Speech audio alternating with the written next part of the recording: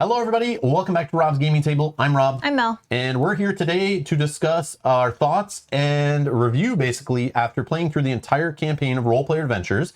The footage you're about to see is a live discussion we had with our chat immediately after finishing, but we're breaking it out into a separate video here to avoid spoilers so you don't have to go watch through that whole playthrough, try to find our thoughts on it and that kind of stuff. So we're cutting it out of that stream here, spoiler free for you to watch through and get an idea of your thoughts on the game. If you are looking for a playthrough of it or want to see how turns and combat and skill checks work, go check out the playlist down in the video description. Check out the first episode. You get an idea of how the game flows and that kind of stuff. Check that out there. If you're interested in live playthroughs or more content like this, make sure you hit the subscribe button. And we want to say a special thank you to all of our YouTube and Patreon members. And on that note, full disclosure, thank you to the support from our Patreon and YouTube members. We purchased this game ourselves. It was not sent to us by a publisher. All these thoughts are honest, open, our own.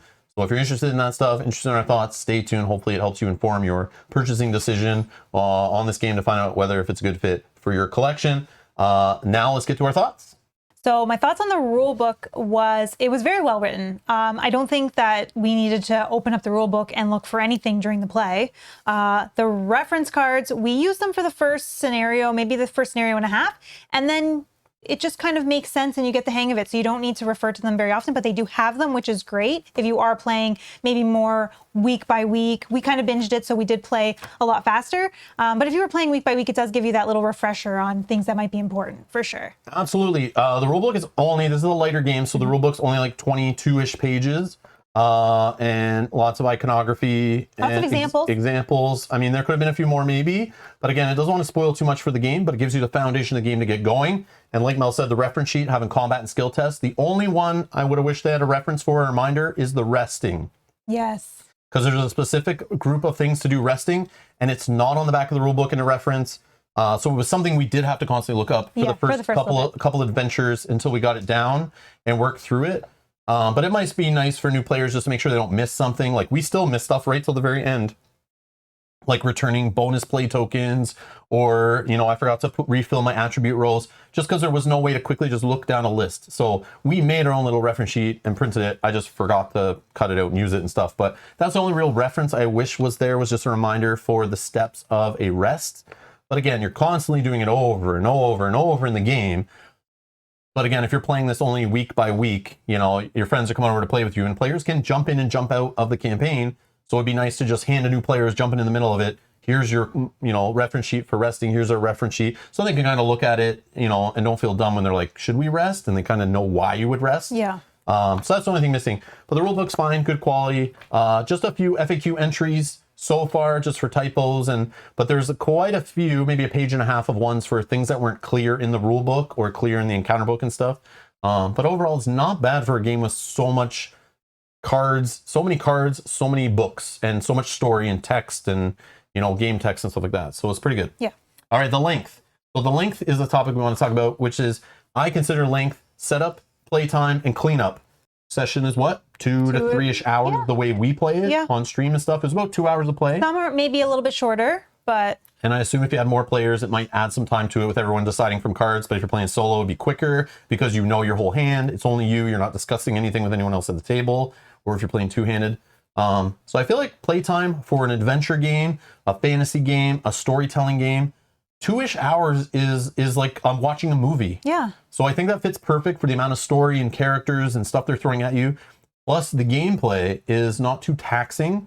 So if you're worried about a 2 to 3 hour session, including setup, cleanup, and all that stuff with your friends, the game is not that like stressfully complex that it's gonna like wear you down, mental fatigue, and feel like it just goes on for too long and that. And I even have trouble like reading out loud, and it still was like, I was still sharp. I feel like pretty sharp in reading. Yes, I read a few wrong entries and stuff, but for me, that's like pretty good actually. I think this game is the perfect length if you want to play in the evening after you work. Yes. After you work for the day. Yep. Or it's also a good length that if you want to get together on like a Saturday afternoon, you can play a couple of scenarios back to back. Yep. For the size of the game and the amount of stuff in the game, the type of game it is, to be your central game for the evening, not a filler, not a shorter kind of game. This is the game you center around your weekly game night for 10 to 12 weeks. So the length of the game, even the campaign, it's a good size, especially for nowadays with giant campaigns, 90-something scenarios. There's ones that take hundreds and hundreds of hours. But this, I feel it's pretty good. Length, It feels like it's enough to stretch out the story, enough to get all the characters. So even clean up playtime, and then each playtime each week, it feels like a pretty good solid package. But we'll talk more about that value stuff later. So Mel, thoughts on the art, the graphic design, the presentation, how it all comes together? The art on the maps are beautiful. Yeah. Yep, beautiful.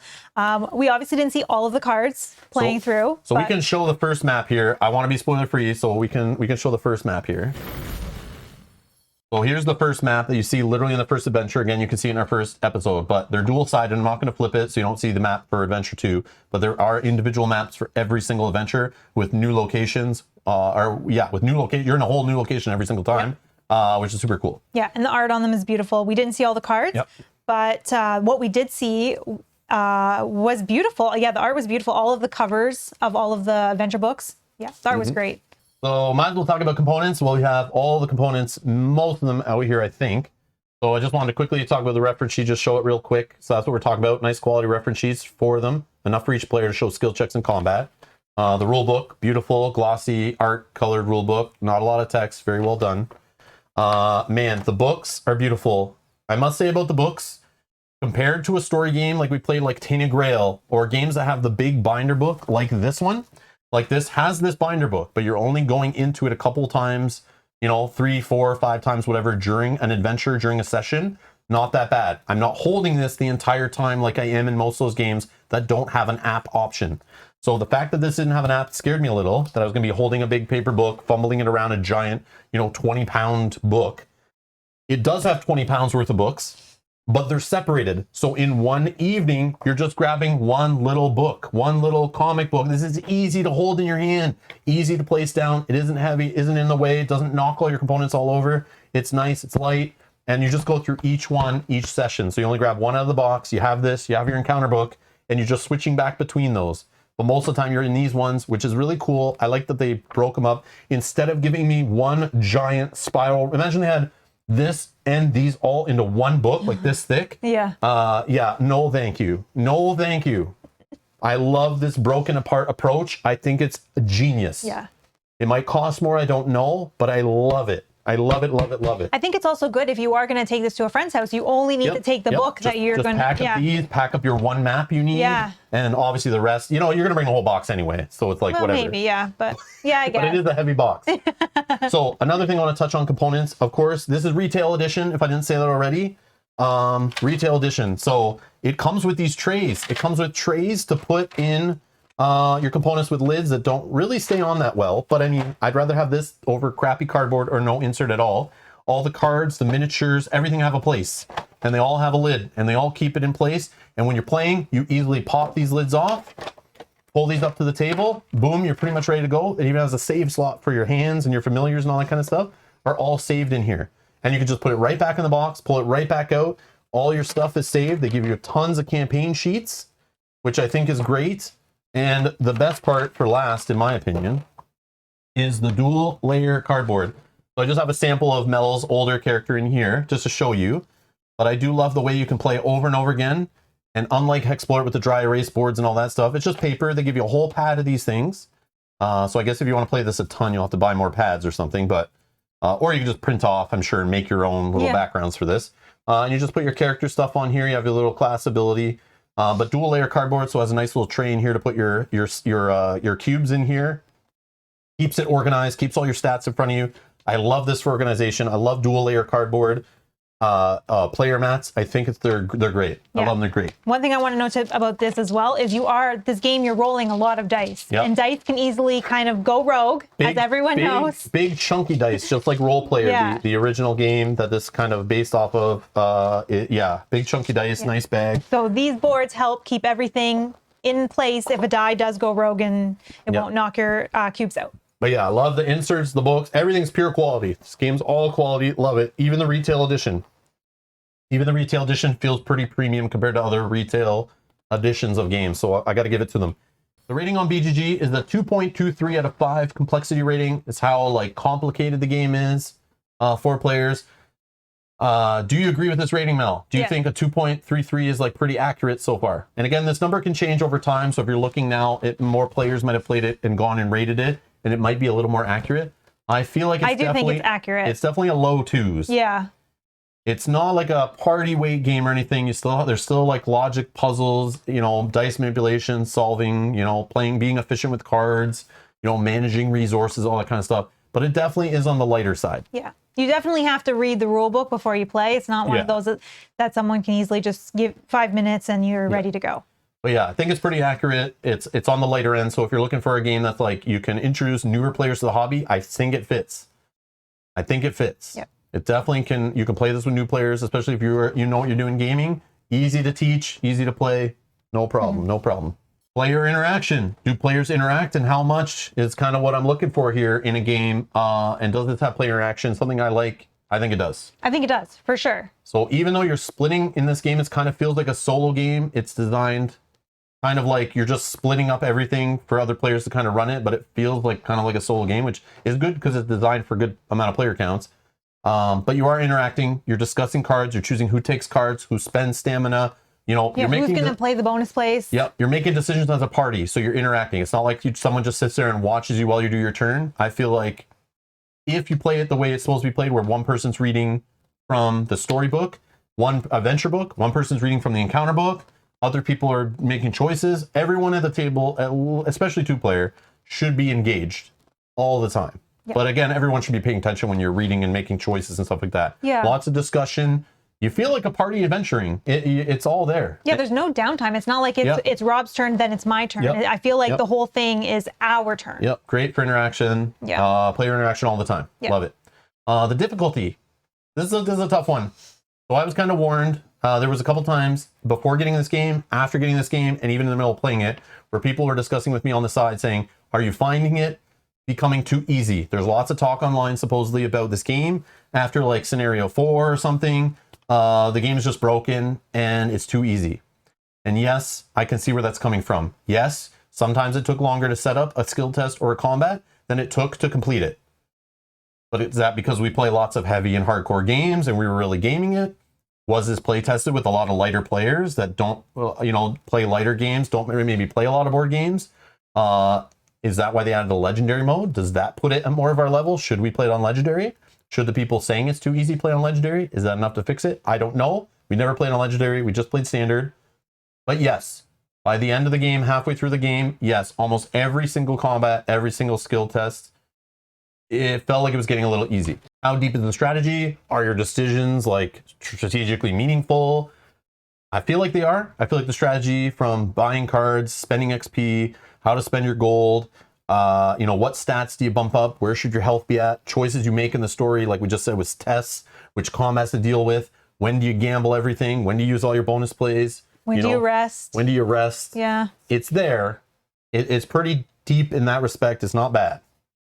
But again, it is on like the lighter end of gaming, so it's not too crazy. No. But it is deep and rich enough, I feel, with all the story attached to it.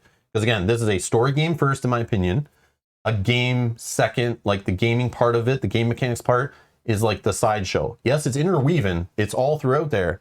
But I feel like the focus was on getting that story to work, and that's what you're spending most of the time doing. That's the most interesting part. The rest is just like a dice mitigation game, like Role Player, which some people love. That's enough to pull out, play for 30 minutes, put away, and that's fine.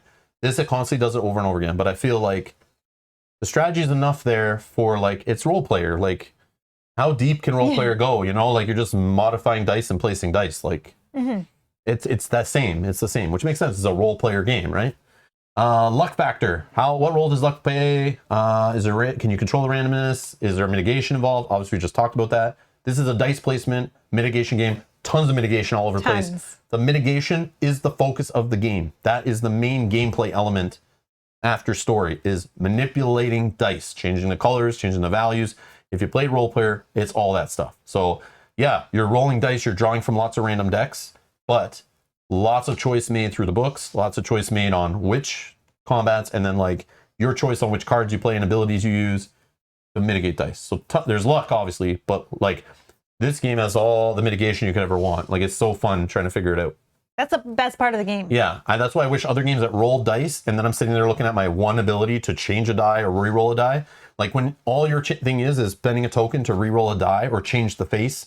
That's not enough. This game, I love, you look at your hand, you have a whack ton of cards, and you're like, ooh, I can do all this. You feel like a powerful sorcerer just using like all your magic, or a warrior using all these weapons to just like manipulate the combat to your will.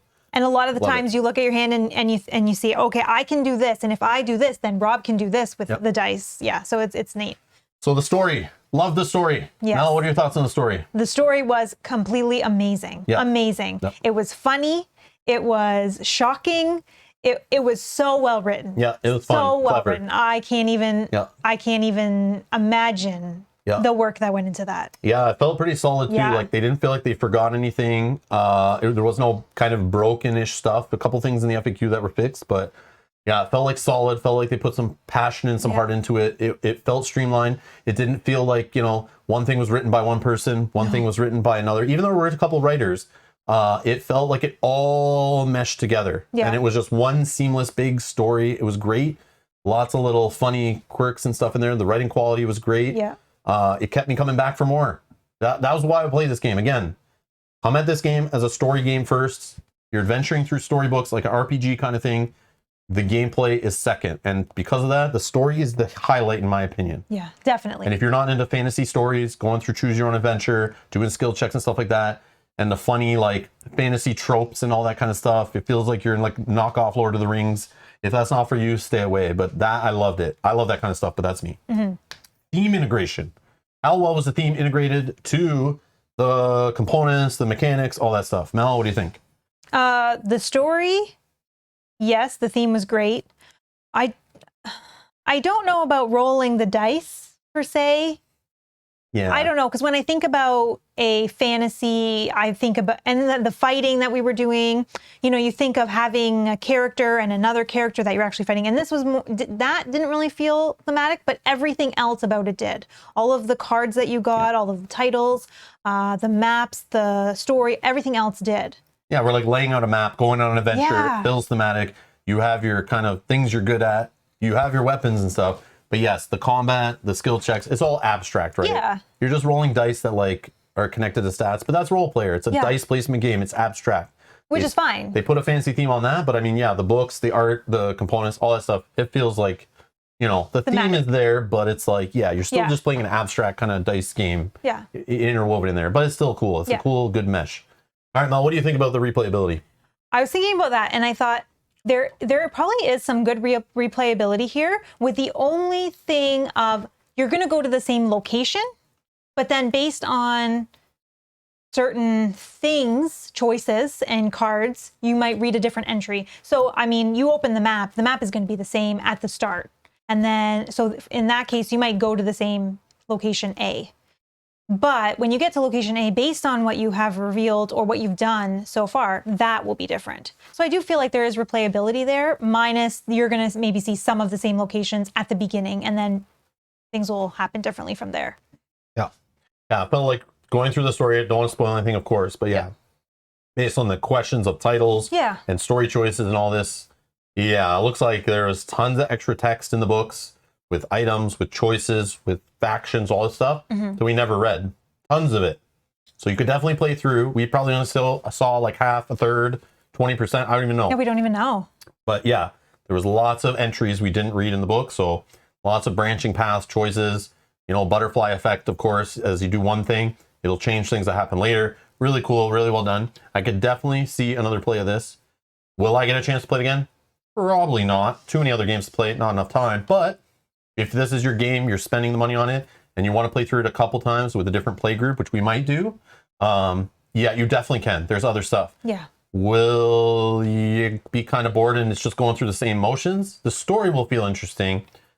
Will the combats and the skill checks, will you want to play through it a whole other time, doing those all over again? That's up to you to decide if that gameplay mechanic appeals to you, because you have to do it a lot. Yeah.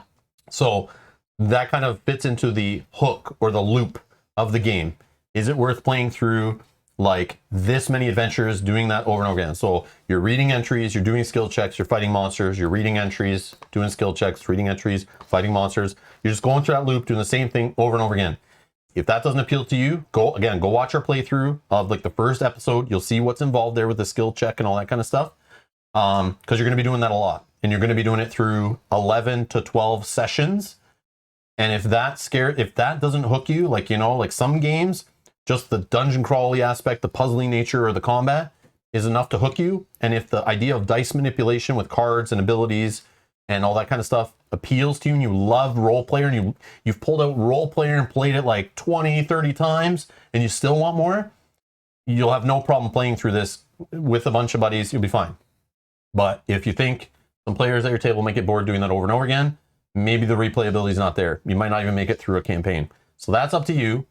For me, it was still fun till the end. Yes, it got a little repetitive. I'll be honest. You're still doing the same thing every time. It doesn't really spice it up or change it up too crazily or anything. It works. And it was fun. It was long enough, didn't overstay its welcome. Will I play it again? Yeah, I would take a break from it. I would play with some other players, watch their eyes light up as they puzzle through tests and have a good time. And working with them, still fun. I still want to play role player. I still want to play more of this. But again, that's up to you for that choice of replayability. For value, I kind of look at how many hours of play you get for the cost. Again, the problem is you might get games given to you. You might buy them secondhand. This might be on sale. The cost may have risen. You might be buying it off Kickstarter, secondhand. Who even knows? It's all over the place. But for us, we got the game for $80 US at our local retailer, retail copy. I feel like it was an amazing value. We played many, many hours, about 2-ish hours per adventure. 12 adventures we just played through. 11?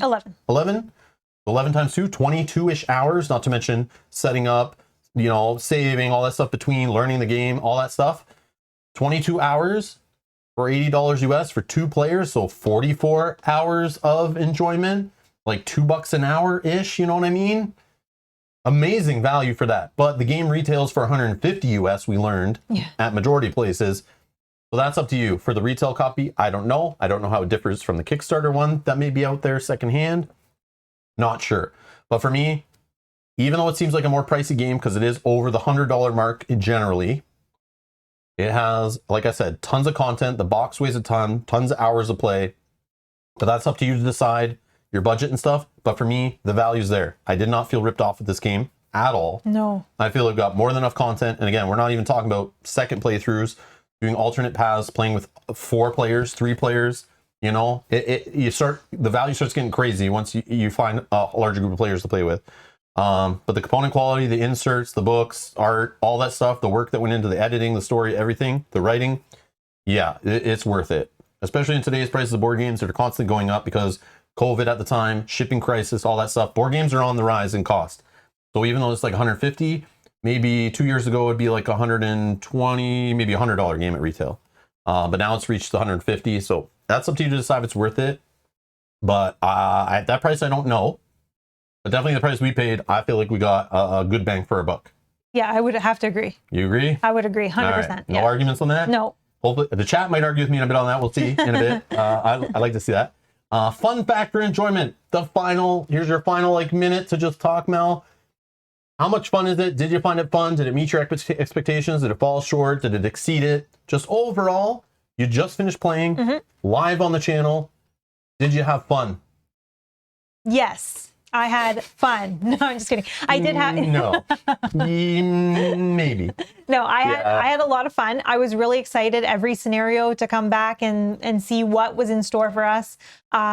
Yes, it maybe got a little bit repetitive of rolling the dice, but that was also the fun part of the game, of finding all the dice, compiling them all, rolling them all, figuring out what we could manipulate, how could we win or lose a battle. That was a lot of fun. The story, like I said before, the story was fantastic. I am blown away by that.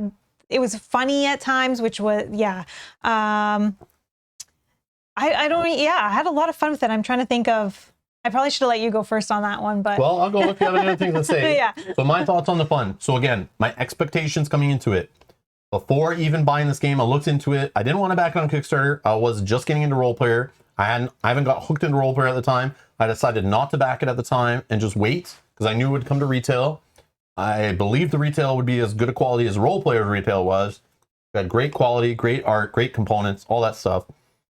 I knew that it would be a nice package even at retail, so I was going to wait, support my local game store, and I did. But even when it came out at retail, people were telling me it was pretty good. I should try it. I'd probably love it. And my expectations, though, after researching it, I realized what I thought originally. It is a role-playing kind of like adventure story game first, with role player dice manipulation mechanics tacked in to replace the skill checks and combats. So for me, I know what role player is. I know what I'm getting into. I like that little hook. I like it for the shorter little game. I wasn't sure I'd like it constantly, repetitively, multiple times in the same day, playing role player over and over again. But it ended up being really fine, and I like how they incorporated it. But again, I came with the expectation, story game, adventure game first. I was going to be reading through books, kind of like we do with Tainted Grail and our other adventure games we play that have books you're following through, you know, choosing your adventure, seeing what's happening, constantly reading from a book. It's that first, with a kind of lightweight dice manipulation game tacked on. So when I went in with those expectations, it was exceeded. The story was more fun.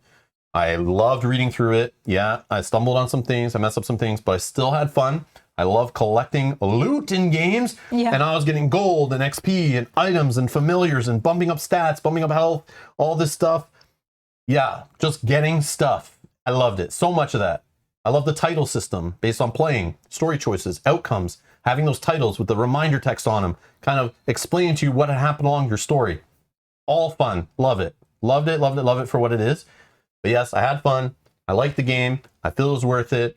To me, again, based on all we said, hopefully you can decide. Again, watch our first playthrough episode maybe, get a feel. Yes, you'll get spoilers from the first episode, but you should get an idea of kind of how the game flows. And if the skill checks, the combat, the reading, the choices, all that stuff, the gaining cards and that, the manipulating stats, if that stuff matters and you like it and you think it's fun, I think it's a great buy. Great fun to play. For us, it was great. The only other thing that I'll add is I found the decision making also very fun. So there was lots of decisions in the story on what to do, what path to go. And there was also the decision of, I have this much XP. What do I use it for? And that was, I mean, that was interesting for us, I felt. Oh yeah. This game feels a lot like Sleeping Gods, going through the adventure book, roaming around a map, you know, experiencing story. So if you like Sleeping Gods, I think you'll like this. That has the whole placement of tokens to cover up things in combat, kind of like the little abstract combat. Not the traditional, I say abstract, but it's like, it's just not traditional combat of like, monster has this health, you know, equip these equipment cards, like they're more visual, roll dice, you know, spend them or deal this much damage, you know. I don't know. Yeah, it's just different. It's just different. It's like you're doing a little puzzle, combat puzzle. But yeah, that's our thoughts on the game. All right, I hope you found that information useful, deciding whether the game is for you or not. If you have some thoughts on the game, you played the game and want to add to the conversation, that's what the comment section down below is. We'd love to hear your thoughts on the game, what you thought about it, and it might help someone else see somebody else's thoughts on the game. So leave those down below in the comments. If you watch this later, check it down below. Again, keep it spoiler-free. We're trying to get this video spoiler-free. So we're not ruining anything for anybody. If you want spoilers, go check out our playthrough, of course, down in the video description.